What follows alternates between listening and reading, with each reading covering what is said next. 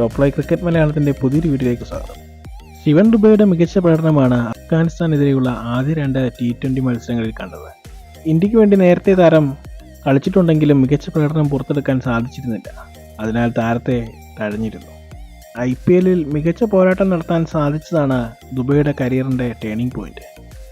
2022 IPL സീസണിൽ താരം Chennai super കിങ്സിൽ എത്തിയോടെ താരത്തിൻ്റെ രാശി തെളിയുകയായിരുന്നു. അഫ്ഗാനിസ്ഥാനെതിരായ 2 മാച്ചിലും നേടിയ അർദ്ധ സെഞ്ചുറി പ്രകടനം, അതുപോലെ തന്നെ ഇന്ത്യൻ ടീമിലേക്കുള്ള തിരിച്ചുവരവുമെല്ലാം ധോണിയുടെ സ്വാധീനത്തിലാണ് എന്ന് താരം പറഞ്ഞു. ധോണിയുടെ ഉപദേശമാണ് തൻ്റെ കളിയെ സ്വാധീനിച്ചത്. ധോണിയിൽ നിന്നും പഠിച്ച പാഠങ്ങൾ താൻ കളത്തിൽ പ്രതിഫലിപ്പിക്കാൻ ശ്രമിച്ചത് മാത്രമേ ഉള്ളൂ എന്നും താരം പറഞ്ഞു.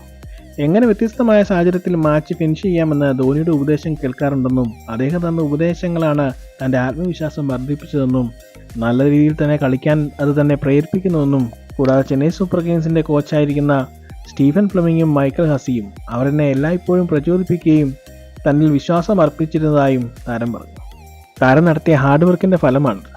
പല താരങ്ങളും ചെന്നൈ സൂപ്പർ കിങ്സിൽ എത്തുമ്പോൾ താരങ്ങളുടെ മികച്ച പ്രകടനങ്ങൾ കാണാറുണ്ട്. അജിങ്ക്യ രഹാന ഇതിന് മറ്റൊരു ഉദാഹരണമാണ്. താരത്തെ BCCI വരെ തഴഞ്ഞെങ്കിലും താരത്തെ ടീമിലെടുത്ത ധോണി കഴിഞ്ഞ സീസണിൽ കണ്ടത് മറ്റൊരു രഹാനയായിരുന്നു. കഴിഞ്ഞ സീസൺ ഉടനീളം മികച്ച പ്രകടനമാണ് താരം പുറത്തെടുത്തത്. അൺക്യാപ്ഡ് പ്ലെയറായ ശ്രീലങ്കയുടെ മതീഷ പതിനാരെ കൊണ്ട് കപ്പ് നേടിയ താരമാണിത്. പ്രമുഖ ബോളർമാരാരും ഇല്ലാതെയാണ് ഒരു അൺക്യാപ്ഡ് പ്ലെയറെ വെച്ച് കപ്പ് നേടിയത്. അതാണ് മഹേന്ദ്ര സിംഗ് ധോണി. താരങ്ങളെ വളർത്താൻ ധോണിക്ക് സാധിക്കുന്നു. അവർക്ക് ആത്മവിശ്വാസം നൽകുന്നതോടുകൂടി താരങ്ങൾ അവരുടെ മികച്ച പ്രകടനങ്ങൾ പുറത്തെടുക്കുകയാണ്. ഇത് ശിവൻ ദുബൈയുടെ മാത്രം വിജയമല്ല, ഇത് ധോണിയുടെയും ചെന്നൈ സൂപ്പർ കിങ്സിൻ്റെയും കൂടെ വിജയമാണ്. ഇത്തരം ക്രിക്കറ്റ് വാർത്തകൾക്കായി ഈ ചാനൽ സബ്സ്ക്രൈബ് ചെയ്യുക.